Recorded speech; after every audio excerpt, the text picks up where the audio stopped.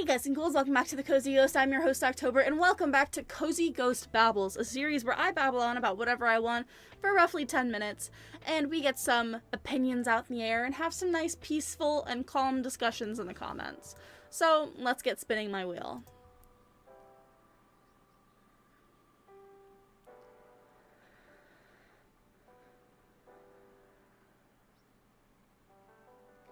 We're talking about games. Oh, you guys know me.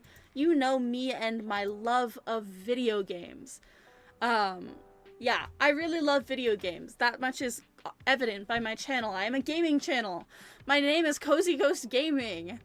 Because I like games. And fun fact, I actually am trying to become a game designer. Like, that's the career that I'm currently pursuing. So I really like video games. I like them a lot. If you can't guess, my favorite video game series is Five Nights at Freddy's. My favorite video game is Undertale. I have a lot of other favorites. Mouthwashing was really good. I really enjoyed Inscription. I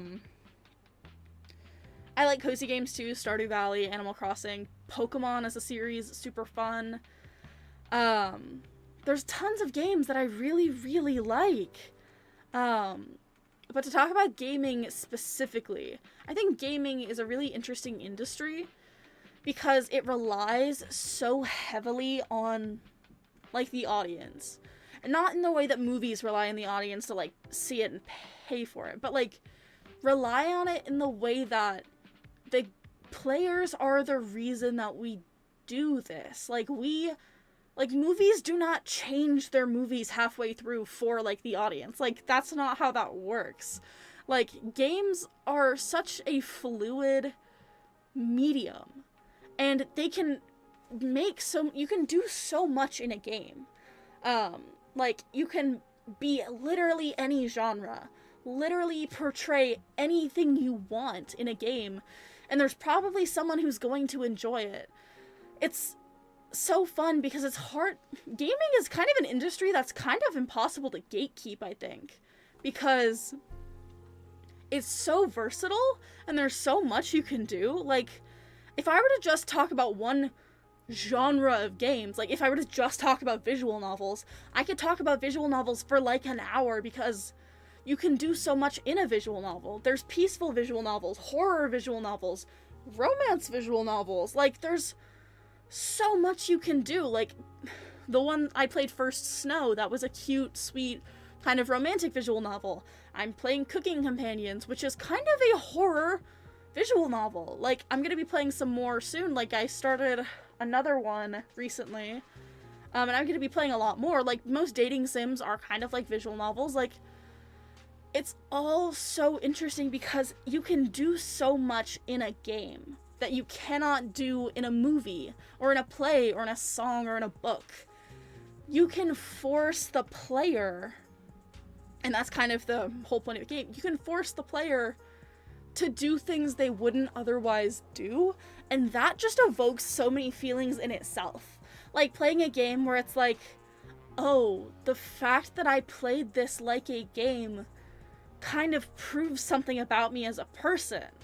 Like, there's a game where it's like, you're an investigator and you have the opportunity to like, look through peepholes, right? And at the end of the game, it lectures you on the fact that you looked through every single peephole and you did nothing. Like, there are horrible things happening in every single peephole, and you're following the tale of somebody looking in peepholes and doing nothing.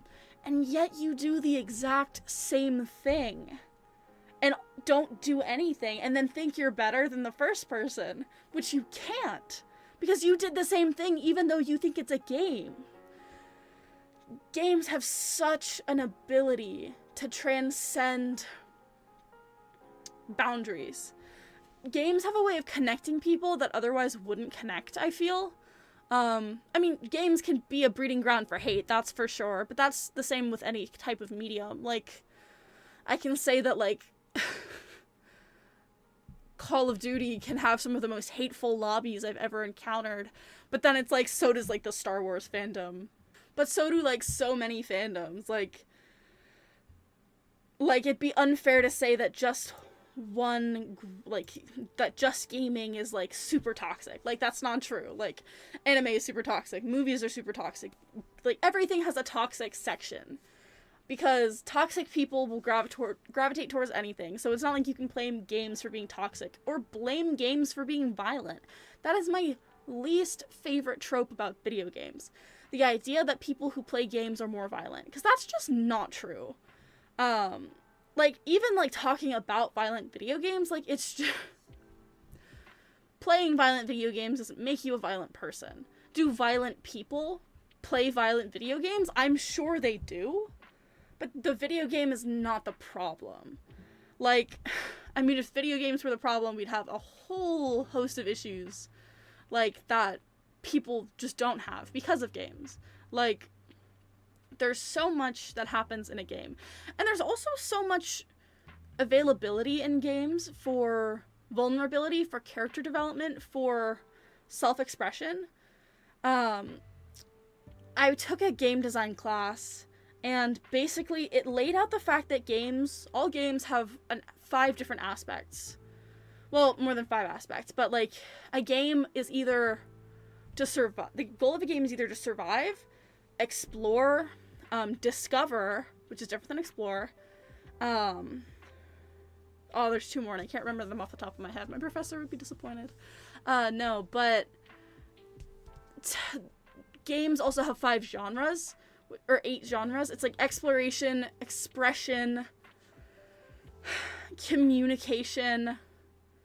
There's more. There's tons more. But, like, it all comes down to, like, the human experience.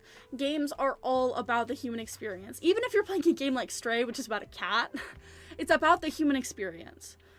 Like, humans want to explore. We want to express ourselves. We want to discover things and communicate with people and, like, fight each other. But, like, not really, you know? Like, we want so much for ourselves in real life that we can put into games, and we want to tell stories that we can't tell in real life, and we want to tell stories that we cannot get out in any other form than games. And I just think it's so cool, because games have opened up such a space for people. Like, it's funny because games are a way that, like, a lot of people, like, kind of isolate themselves, but games are also such a huge community. Like, gaming has been the community that I think has changed my life the most. Like, if I really think about it, it would have to be, like, gaming and then, like, I can't think if it'd be the writing community or the anime community. It'd have to be writing, gaming, and then anime, but writing and gaming are very close together because I want to write for games. So, yeah, I mean, games can just do so much. Games have been proven to change the way that people perceive other groups, like minority groups specifically. There was a study about how if you play a game where you are helpful towards a fictional minority group, like a fantasy minority group, then you are more likely to have positive interactions with minority groups in real life, which I think is really interesting. And it just goes to show that representation, especially in the way that stories are done, like, you have to be represented correctly, really changes perspectives. Like, it has to be a positive representation to have a positive impact, you know? Like, if you have a certain ethnic group play the bad guy in every video game, that is going to negatively affect the way that those people are perceived in real life. And vice versa. If you portray a group positively, like a group that is heavily marginalized, a group that is always treated poorly in real life, positively in a game, you are more likely to influence people to view that group positively in real life as well. Which is why representation in games is so key, and why it's such a problem that there isn't as much representation as there should be. Gaming is a changing industry. It is 85%, I think 85% male or 85% white. It's like, those are high numbers. Like, less than 20% of game developers are not male. Less than 20% of game developers or designers are non-male. Less than 20% are non-white. Like, the percentage for queer people, even lower. Like, and I don't even know what the religious, like, representations are. But, like, the numbers aren't good. Like, it's a very white, very male-dominated industry. And I think that needs to change. Thankfully, it is changing a little by little. And I think that needs to change not because there's anything wrong with being a straight white man. I'm not saying that you're a criminal for being a straight white man. That's not that I'm saying. What I'm saying is people who are not straight white men deserve to be represented in the same ways that white men are represented in every game. Like, and not just, oh, like, the positive, good, always pure minority. No. Like, we need to have, like, villains, complicated villains, who are minority characters. We have to have complicated storylines for minority characters. Like, making somebody one note to try to fix it doesn't help either. Like, stories have to be complex for people to relate to them, for people to understand and feel for them. So making a character one note is just not worth it, you know? But yeah. So unfortunately, I'm out of time for this episode. I'd love to talk more about games, more about representation in games in the future. I hope to actually end up being able to, like, show you guys games that I make in the future. That's the goal. But for right now, I'm gonna have to end this episode here. Thank you for letting me babble on, and I hope you have a wonderful rest of your day. Bye!